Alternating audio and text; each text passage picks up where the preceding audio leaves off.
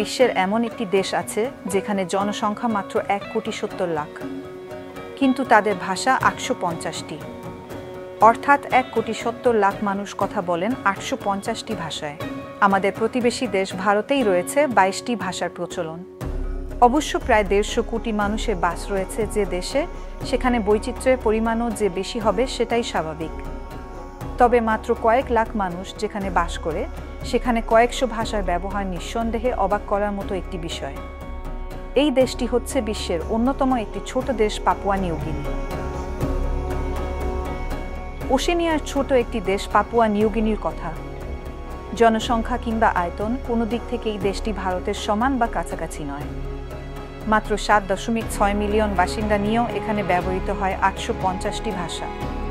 পুরো বিশ্বে ভাষার ক্ষেত্রে এরকম বৈচিত্র্যের দেখা মেলে শুধু এই দেশটিতেই।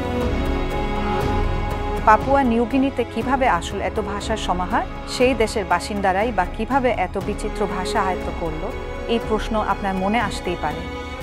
পাপুয়া নিউ গিনির পুরনো ভাষাগুলোকে বলা হয় পাপুয়ান, যা আজ থেকে প্রায় 40,000 বছর আগে সেখানে প্রথম বসতি স্থাপনকারীদের মাধ্যমে সেখানকার জনগণের মধ্যে ছড়িয়ে পড়ে।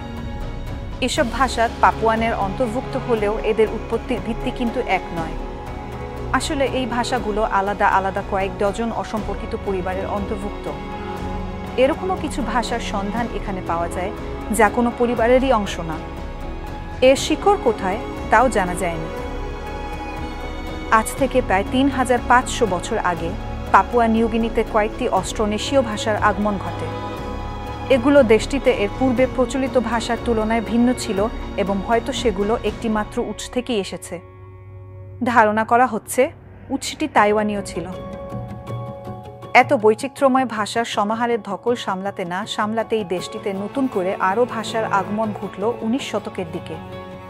এই সময় সেখানে ইংরেজ এবং জার্মান ভাষীদের আগমন ঘটে এবং দেশটি শাসন করা শুরু করে। স্বাধীনতার পর এত ভাষার মধ্যে পাপুয়া নিউ গিনি শুধু 3টি ভাষাকেই সরকারি ভাষার মর্যাদা দেয়। বিশ্বের মধ্যে সবচেয়ে বেশি ভাষাভাষী মানুষ এই পাপুয়া নিউ গিনিতে বসবাস করেন। পাপুয়া নিউ গিনির আদিবাসী জনসংখ্যা বিশ্বের অন্যতম ভিন্নধর্মী। পাপুয়া নিউ গিনির কয়েক হাজার আলাদা সম্প্রদায় রয়েছে, যার বেশিরভাগই মাত্র কয়েকশো লোক। ভাষা, রীতিনীতি এবং ঐতিহ্য সবই আলাদা। পাপুয়া নিউ গিনির অনেক জায়গা জঙ্গলে ঘেরা, প্রাকৃতিক দৃশ্য অতুলনীয়, ফলে এখানে সারা বছর নানা দেশের পর্যটকের ভিড় জমে। এখানকার বেশিরভাগ আদিবাসী এখনও এসব জঙ্গলে বসবাস করে। তারা এখনও আদিম মানুষের মতোই জীবনযাপন করে। মাছ ধরা, বন জঙ্গল থেকে খাবার সংগ্রহ করে এদের জীবন চলে।